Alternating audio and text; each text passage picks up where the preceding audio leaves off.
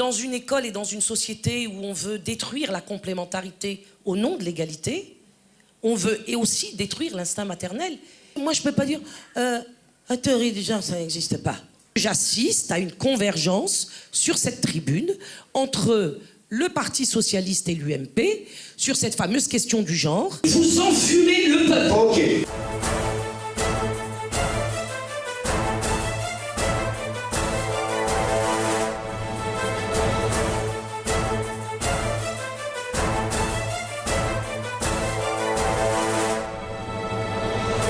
Bien, il est temps d'accueillir notre première invitée. Il s'agit de Marianne Chapdelaine, députée PS Ille-et-Vilaine, responsable de la loi Famille au groupe socialiste. Applaudissements, s'il vous plaît, c'est parti. La première question que je vais vous poser concerne l'une des images que nous avons vues, c'est-à-dire l'ABCD de l'égalité. Est-ce vraiment la théorie du genre qui est déjà appliquée insidieusement donc, dans les écoles ? La théorie du genre, elle n'est pas enseignée à l'école. On a actuellement les ABC de l'égalité, c'est promouvoir l'égalité homme-femme, c'est dire que effectivement des femmes peuvent être, je dirais, médecins, peuvent aussi être conducteurs d'engins, mais c'est aussi dire que des hommes, eh bien, peuvent être infirmiers. Donc je crois qu'il faut bien déconstruire ce qui s'est passé.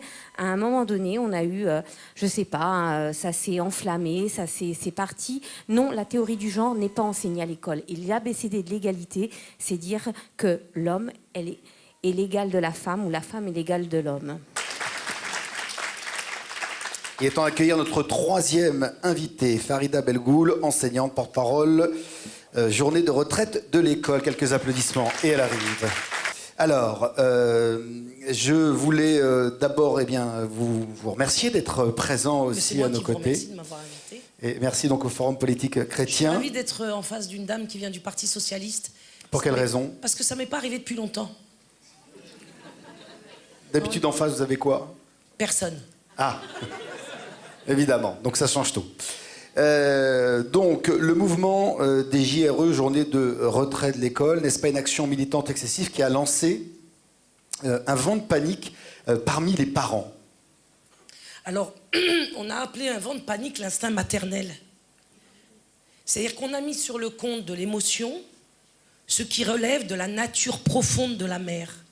Parce que nous avons vu effectivement des mères tout ensemble réagir dans l'ensemble des quartiers populaires des grandes villes, mais pas seulement, aussi dans les campagnes. Pas seulement dans les quartiers populaires, mais aussi dans les couches moyennes. Un peu moins, il est vrai. On peut même être honnête en disant nettement moins. Mais ce qui a été magnifique, c'est que le cœur de toutes les mères à l'unisson s'est enflammé, en effet, d'amour pour leurs enfants, pour les protéger. Donc on confond la panique avec l'instinct maternel. Mais c'est pas étonnant, ça, qu'on le confonde. Parce que dans une école et dans une société où on veut détruire la complémentarité au nom de l'égalité, on veut et aussi détruire l'instinct maternel et la conscience qui, à partir de l'instinct maternel, se construit autour de l'enfant pour l'aider à se construire en tant que petit garçon, puis homme, et en tant que petite fille, puis femme. Lorsqu'on me dit qu'il est question à l'école d'enseigner l'égalité, je dis que ceux qui parlent d'égalité détruisent la complémentarité à dessein. Et le Parti socialiste a pour dessein celui de détruire la complémentarité. Car nous sommes, nous, aujourd'hui, les mamans, avec notre instinct maternel, convaincus que le petit garçon et la petite fille, que le père et la mère, que l'homme et la femme sont complémentaires et qu'il ne s'agit pas tant de construire une fausse égalité à partir de la destruction de ce qu'ils appellent les stéréotypes et qui fondent une différenciation avec laquelle la complémentarité doit voir le jour, pas seulement au niveau du couple, comme je l'ai souvent dit, mais au niveau de toutes les instances de la société. La complémentarité est une denrée précieuse qu'il nous faut protéger, détruite au sein des familles comme elle l'a déjà été au sein de différentes instances. On se retrouve dans la barbarie la plus totale, parce que l'égalité dont le Parti socialiste parle, c'est une indifférenciation, une uniformisation qui va nous produire des êtres même pas robotisés, c'est-à-dire lobotomisés au point qu'il n'ait ni âme, ni cœur, ni instinct maternel en effet. Et au nom de l'égalité, sous prétexte d'égalité, sans interroger cette égalité, on va détruire l'humanité. Ce mouvement que vous représentez, est-ce qu'il est constitué exclusivement de femmes, ou d'hommes, et quelle est la proportion entre les deux? Alors c'est une bonne question, parce que justement, il est composé beaucoup de femmes qu'on méprise aujourd'hui dans leur dimension de mère. On veut en faire des ingénieurs, des médecins et des avocats. Et on méprise la mère de famille à la maison. Et on dit à la mère de famille à la maison qu'elle ferait bien en effet de devenir maçon ou conducteur de camion. Alors excusez-moi madame, je préfère être à la maison avec mes enfants. Surtout quand il faut les protéger de gens comme vous. Alors... Oh, stop, on n'est pas sur TF1 non plus dans le Big Deal, hein. Calmons-nous quand même. Et pourquoi pas l'enthousiasme des gens? On est en train de vouloir détruire des enfants officiellement au sein de l'école publique. Pourquoi pas des applaudissements pour sauver les enfants et pour soutenir les mères? Et pourquoi pas? Je reviens à votre question.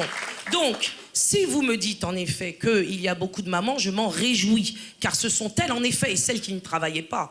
Parce que celles qui étaient l'otage et les esclaves du salariat ont pu moins, évidemment, protéger leurs enfants ce jour-là. Et ils ont été livrés à cette école égalitaire à l'égard de laquelle on pense aujourd'hui, comme monsieur Yann, un certain nombre de choses sur lesquelles je ne reviendrai pas. Farida, alors, non, laissez-moi finir. Ah, je dis les je vais mères. faire frapper. Oui, vous allez vous faire frapper. Je dis les mères et j'appelle les pères. Parce que justement, le problème qui s'est posé, notamment à cause des gens du Parti Socialiste et de l'UMP et de tous ceux qui veulent changer la société dans ses fondements, et donc nous conduire en vérité à la barbarie. On a séparé les hommes et les femmes avant même de le faire à l'école. Dans les foyers aujourd'hui, il y a des conflits conjugaux.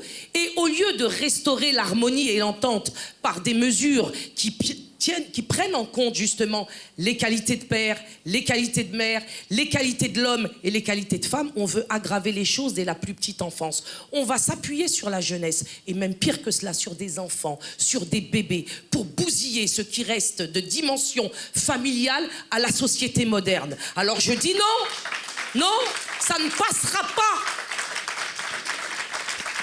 Ok, je rappelle que ce débat doit se passer dans une bonne ambiance quand même. C'est une excellente ambiance. L'enthousiasme, la mobilisation, la détermination, Farida, l'énergie. Oui, mais sans crier. L'énergie. Non, mais je vous le dis, parce que moi, je peux pas dire la théorie du genre, ça n'existe pas. Non. La théorie du genre existe et nous devons la combattre. Très bien, Farida, c'est noté. Bien, il est temps d'accueillir notre prochain invité, Hervé Mariton, donc député UMP de la Drôme. Alors, est-ce que c'est le rôle de l'éducation nationale de faire de l'instruction idéologique aux tout petits? Est-ce que c'est son rôle? Non, ce n'est sûrement pas son rôle. Deux choses peut-être en rebond du débat de ce soir, en essayant d'avoir des positions à la fois claires et raisonnables. Cela a été dit, Edwige Antier, qui est une pédiatre reconnue, en dehors d'avoir été députée, a souligné récemment combien les jeunes enfants, les enfants, sont dans une période de latence qui ne revendique pas de débat sur la sexualité. Ça a sans doute du sens, sûrement du sens, de parler d'éducation sexuelle au collège. Mais si j'écoute Edwige Antier, moi je ne suis pas spécialiste de tout, mais un esprit raisonnable comme celui d'Edwige Antier, je l'écoute toujours attentivement. Cela n'aurait pas beaucoup de sens en maternelle et au primaire. La droite avait commencé à introduire cette théorie par Luc Châtel, et on était en 2010-2011. Aujourd'hui, la gauche poursuit. La question est de savoir, est-ce que justement cette chose amenée par Luc Châtel aujourd'hui, qui est poursuivie par la gauche, est-ce que ce n'est pas un peu de la responsabilité aussi de votre gouvernement à l'époque? Deux choses. J'avais regardé ça de très près à l'époque. Luc Châtel est responsable d'avoir validé des programmes qui permettaient que soient proposés et mis sur le marché des ouvrages qui comportaient des développements intégrant l'idéologie du genre. Je suis précis dans mon propos. Luc Châtel, dans ce qu'il a signé, le ministre est responsable, Luc Châtel n'a pas validé un programme qui parlait d'idéologie du genre. Dire le contraire serait faux, factuellement. Je suis scientifique, je m'intéresse aux faits. Donc, est-ce que dans les programmes d'hier ou d'aujourd'hui, il y a l'idéologie du genre? La réponse est non. Est-ce que ce sont des faits? Est-ce que la rédaction du programme a permis à, manifestement, des personnes intentionnées, mal intentionnées, diraient certains, de publier des ouvrages qui, eux, clairement, prospèrent, pas sur la totalité de l'ouvrage, mais sur tel ou tel chapitre, prospèrent sur l'idéologie du genre? La réponse est oui. Ce qui me paraît menacé politiquement, sociologiquement, mais politiquement déjà, je suis un homme politique, c'est la famille, c'est la politique familiale. Que le débat sur le genre puisse prendre une part là-dedans, sans doute, et qu'il y ait un certain nombre de visées idéologiques, oui.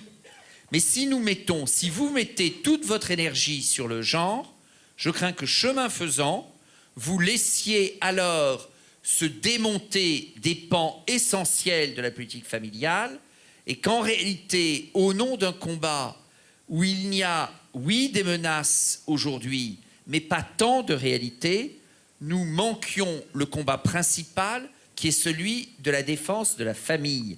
Et la fraternité, c'est aussi là, c'est en tout cas mon sentiment, ma conviction et mon combat, c'est là qu'elle peut et doit s'exprimer. Je vais vous parler franchement, Monsieur Mariton.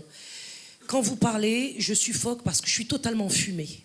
Totalement fumée. Je suis désolée d'employer ce terme-là. J'ai organisé il y a quelques jours une conférence de presse que j'avais appelée Convergence 2014 pour l'interdiction de la théorie du genre à l'école. Sur cette tribune ici, j'en vois une autre, entre le Parti Socialiste et l'UMP. C'est qu'effectivement, il y a convergence 2014 entre... Arrêtez, je viens de dire qu'il y avait des différences fondamentales sur la famille. S'il vous plaît. Donc je veux bien que ça vous aide de dire qu'il y a convergence entre les uns et les autres. C'est simplement faux, je madame. Vous ai pas intervenu, je ne vous ai pas interrompu. Ok, alors allez-y jusqu'au bout. Moi, j'estime, parce que j'ai deux oreilles reliées à un cerveau, ne vous en déplaise, que j'assiste à une convergence sur cette tribune entre le Parti Socialiste et l'UMP sur cette fameuse question du genre et où j'ai le sentiment que vos deux discours se complètent pour enfumer le peuple de France. Je le dis parce que je le pense. Alors, j'ai condamné l'ABCD de l'égalité, j'ai dit qu'on le retirerait, j'ai dénoncé la politique familiale du PS, qu'ensuite, pour entretenir la caricature, vous ayez envie de dire qu'il y a des convergences, madame, c'est assurément votre droit, c'est simplement... Monsieur, vous parlez trop longtemps. C'est possible, mais j'essaye de dire des choses rationnelles, madame, et pas d'enfumer les gens avec des choses qui ne sont pas. Ce que vous dites n'est pas rationnel, mais politicien. Non. Donc, je reviens à mon propos. Farid a terminé et on va laisser la parole à Lady aussi. Oui, je dis que aujourd'hui, lorsqu'on vient nous dire, par rapport à un combat qui se mène et qui est d'une gravité totale, qu'il y en a un autre qu'on pourrait mener, on sait ce que ça veut dire. Je n'ai pas été totalement... Pardon, quelle haine. Non mais allez-y Farida, parce que sinon on va pas s'en sortir. Oui, là, je comprends bien. Mais moi, quand il parle, je le respecte. Bon, il réagit, c'est aussi un être humain. Non. C'est mal poli. Je dis que vous parlez trop longtemps pour nous enfumer. Je le répète. Je dis une chose. Aujourd'hui, oui, quand je parle, vous vous taisez. Comme moi, je me tais quand vous parlez. Ça, on l'a compris. Allez, est-ce qu'on peut terminer, je dis une autre chose. Je dis que ce combat qui se mène actuellement, on est en train d'en vouloir diminuer l'importance et l'urgence. On a voulu dire que les mères ou les pères qui se sont mobilisés dans les JRE, voire ailleurs, puisque comme je l'ai dit, parce que je le reconnais, il n'y a pas pu y avoir de JRE sans le travail des catholiques au préalable, sans ce travail des catholiques de France, parce que la France est un pays chrétien, je le répète, sans ce sursaut des catholiques, aujourd'hui nous ne saurions même pas ce qui se trame dans les écoles en direction de nos enfants, et c'est grave. Parce que ce qu'on oublie de nous dire, et là, c'est que des projets ont cours en direction de l'enfance, sans que les parents aient été interpellés, informés ou mis à contribution. Jamais. Aujourd'hui, on nous dit, la famille est le vrai combat et pas la théorie du genre à l'école à l'instant. Mais à aucun moment donné, la famille, c'est-à-dire le père et la mère, ont été saisis sur ces questions qui concernent leurs enfants. Dans les JRE, je termine. Oui, je comprends. Dans les JRE, et je termine, la question du genre, introduite sournoisement au nom de l'égalité pour détruire nos enfants, pose une question qui a été posée par le mouvement et qui doit être débattue dans ce cadre pendant toute l'année, c'est si nous en sommes arrivés là à l'école, c'est bien parce que ce ministère de l'Éducation nationale socialiste, en l'occurrence, fait de nos enfants des cobayes sans que les parents n'aient été au courant. Ce qui veut dire qu'il y a un véritable problème avec le ministère de l'Éducation nationale. Et les JRE proposent quoi ? Une clarification, c'est-à-dire que nous revenions, que nous restaurions le ministère de l'Instruction publique pour que, en effet, les prérogatives de l'État, comme celles des parents, soient définitivement bien assises sur des considérations qui ne doivent pas enlever aux parents leurs responsabilités et à l'État d'abuser de son pouvoir. Donc la question du genre, ça va bien au-delà de la question du genre, en effet. Ça va dans le fait que l'école n'a pas pour fonction de propager une religion dont M. Payon nous a longuement parlé ces derniers temps, qui est la religion catholique, alors que nous sommes, qui est la religion laïque, alors que nous sommes dans un pays catholique qui a souffert de cette laïcité et dont les musulmans héritent comme souffrance aujourd'hui. C'est pour ça que j'ai appelé notamment à cette convergence. Et puis il est question que sérieusement aujourd'hui on se dise, est-ce que l'école c'est fait pour instruire ou pour éduquer, et éduquer contre les stéréotypes, contre l'homophobie, pour l'égalité, et j'en passe. Merci beaucoup Farida. Après, moi, je vais être très claire. J'ai dans ma circonscription des personnes qui ont reçu vos SMS. Ils sont venus voir leurs députés, comme ils ont pu aller voir d'autres élus, comme ils ont pu aller voir les autres enseignants ou d'autres parents. Parlez de Farida. Oui, oui. Donc, il n'y a pas de souci. Moi, quand ils sont venus me voir et qu'ils m'ont dit « Marianne », ou Madame la députée, selon... Voilà ce qui se passe. Ben, on a pu en discuter. Moi, je veux dire que je peux comprendre les préoccupations des parents. Je peux comprendre qu'on veuille le meilleur pour son enfant. Et puis, tout à l'heure, je voulais vous dire, Madame, je ne fais pas du tout de hiérarchie entre un ingénieur, une femme au foyer, un avocat, parce que moi-même, successivement, je l'ai été. Qu'on puisse permettre à des enfants, à des petits garçons, de passer l'aspirateur, de jouer avec... Effectivement, de s'occuper, oui, de s'occuper des enfants. Et de leur montrer un sexe de femme, un sexe d'homme en peluche. Eh ben ça, c'était pas en France. Et là-dessus, c'était en Belgique ou en Suisse, voilà. Donc ça n'était pas en France. Donc qu'on soit très clair là-dessus. Et nous avons tous chez nous des enfants qui ont envie de jouer. Ben moi, si mon fils avait voulu jouer avec la poupée ou ma fille avec des Legos, eh bien très bien. Et ça, c'est normal. Je voudrais juste vous poser une question. Puis vous y répondez comme vous le souhaitez. Et ça va pas être long. Est-ce que Madame Belkacem, porte-parole du gouvernement, est entrée au collège accompagnée de militants LGBT pour faire, la promotion du mariage homosexuel à des élèves de 11, 12 ans, même moins, 10, 11 ans? Est-ce qu'elle l'a fait? Est-ce que Madame Belkacem et Monsieur Payon sont entrés en classe maternelle avec des enfants pour faire la promotion de ce que la théorie du genre n'existe pas, mais qu'on l'enseigne sans dire son nom? Sans l'enseignant, mais en la mettant en œuvre, concrètement, au travers d'exercices sur le vêtement, par exemple?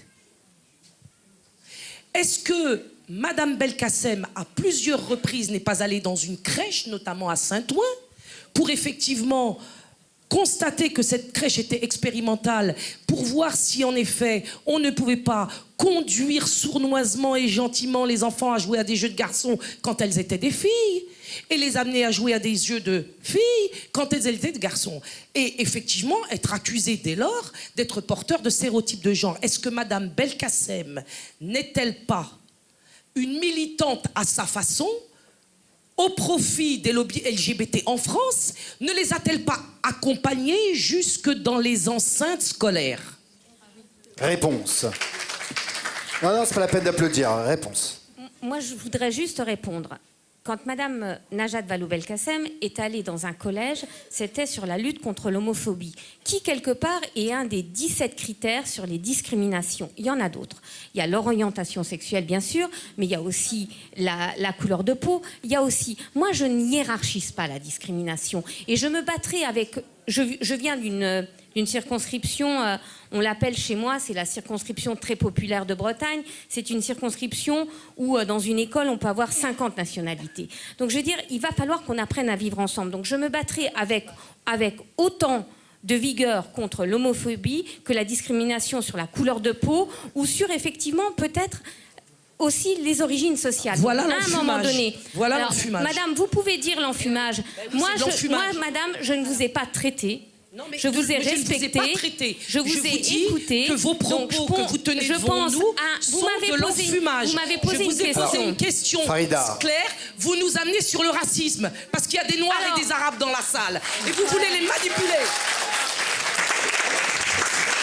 La passion est toujours heureuse, l'agressivité pas tout à fait. Je suis tout à fait d'accord avec vous, Hervé Mariton. Ça s'applique aux Vous allez répondre après, vous allez répondre après, parce que tous vous allez... On est un homme ou on ne l'est pas. C'est ma réponse. Alors, madame, allez-y, c'est à vous.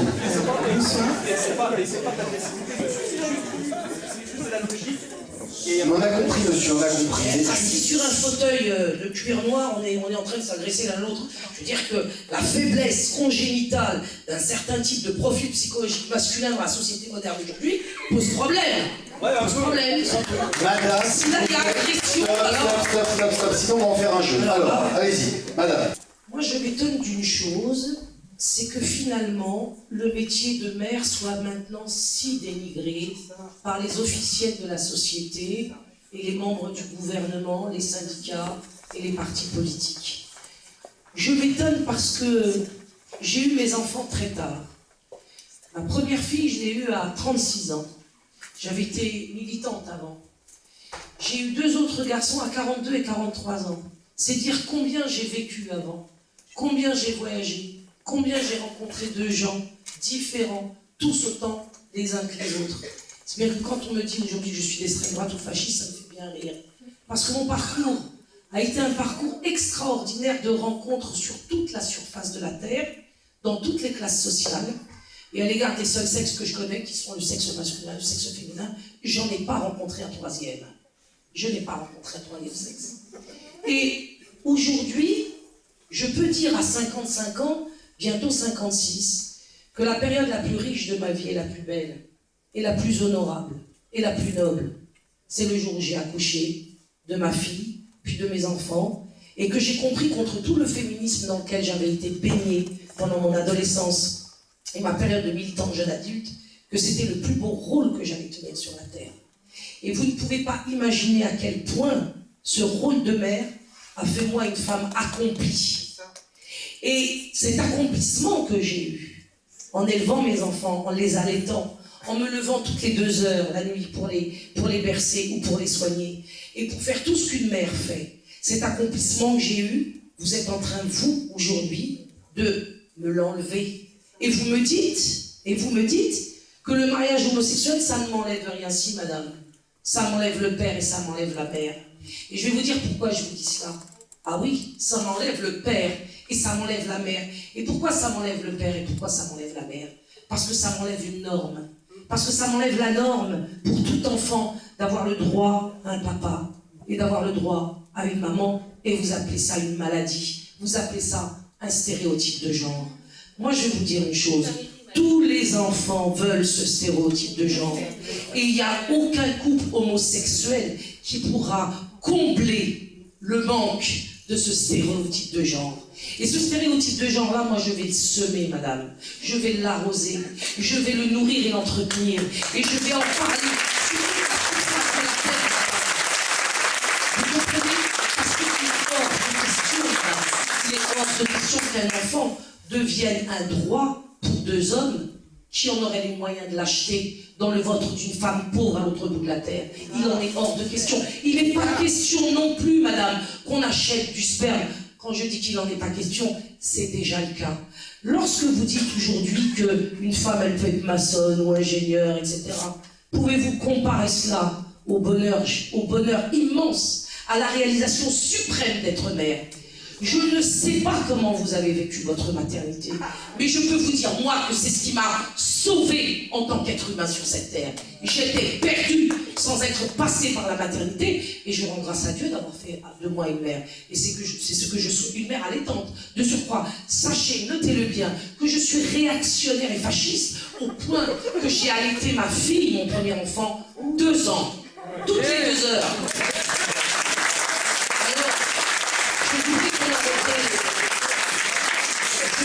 Je voudrais qu'on en revienne à des choses qui sont belles. Parce qu'un papa et une maman, avec ses enfants, c'est beau. 2 hommes qui ont acheté des gosses, c'est pas beau, c'est vilain. 2 femmes qui sont allées prendre le sperme d'un inconnu en ôtant à l'enfant ses racines et sa lignée, c'est pas beau, c'est vilain. Et je suis pour la beauté, madame. Mon agressivité, monsieur, vient de l'énergie que je mettrai pour défendre ce qui est beau sur la terre. Et une femme enceinte de son mari, mariée à l'église ou à la mosquée, c'est bon. C'est bon, madame.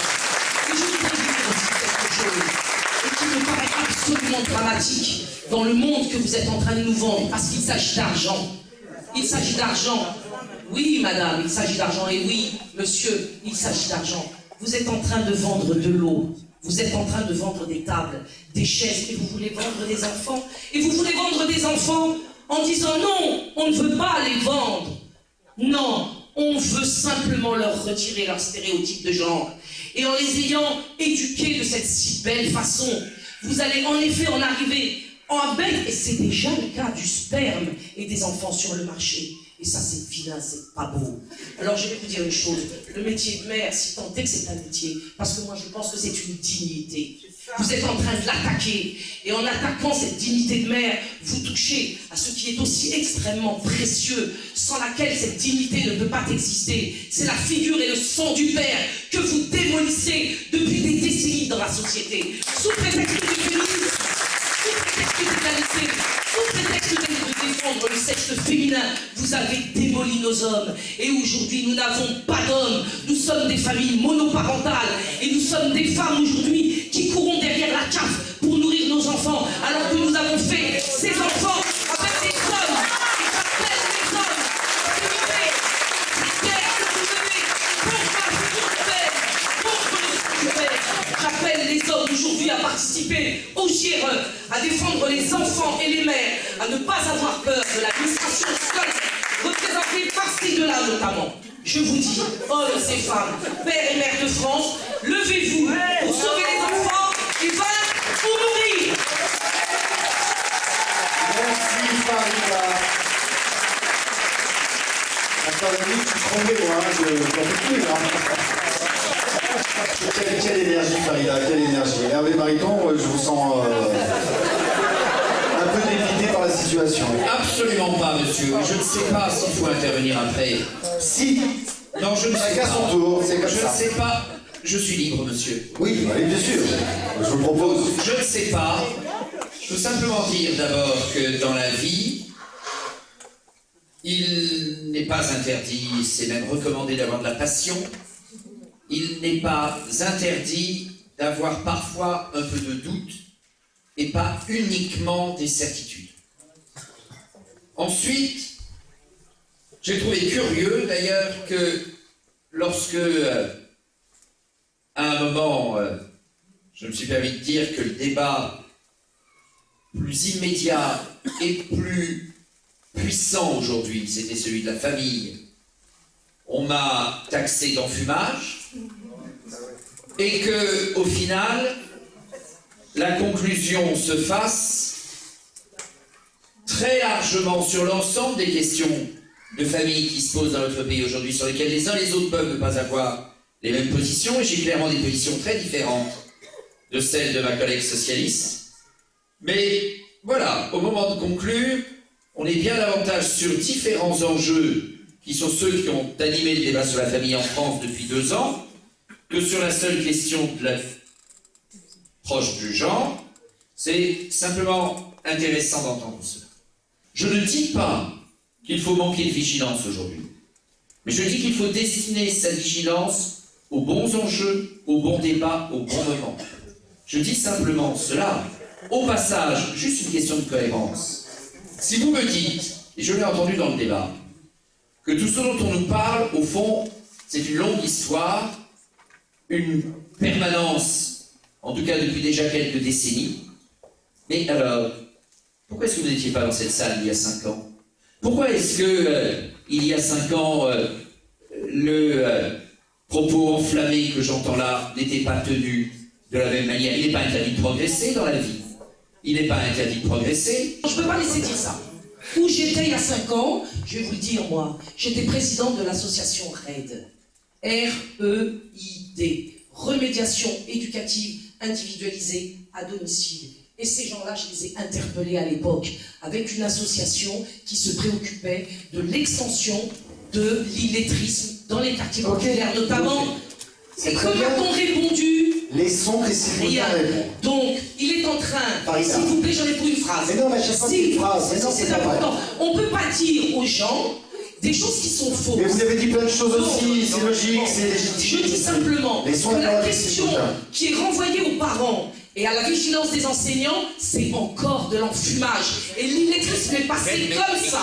Et Non, regarde, on va faire un débat, c'est pas possible. Arrêtez de mépriser vos interlocuteurs, madame, je vous... Vous enfumez le peuple. Ok, voilà, vous ne serez pas d'accord ce soir, on est bien d'accord. Christine Boutin, le mot de la fin, Les accords ne justifient pas le mépris. avec sagesse, Là, s'il c'est un vous mot plaît. dictionnaire très poli.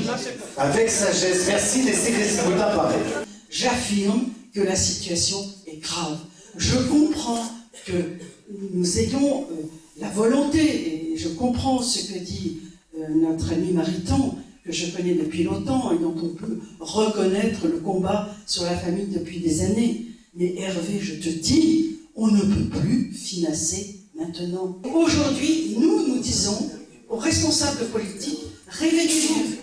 C'est peut-être trop tard, du reste. Maintenant, c'est peut-être trop tard pour vous, parce que le peuple de France est en train de se lever. Et vous pouvez raconter tout ce que vous voulez, vous pouvez mettre toutes les nuances que vous voulez, c'est terminé. C'est terminé, nous allons nous lever.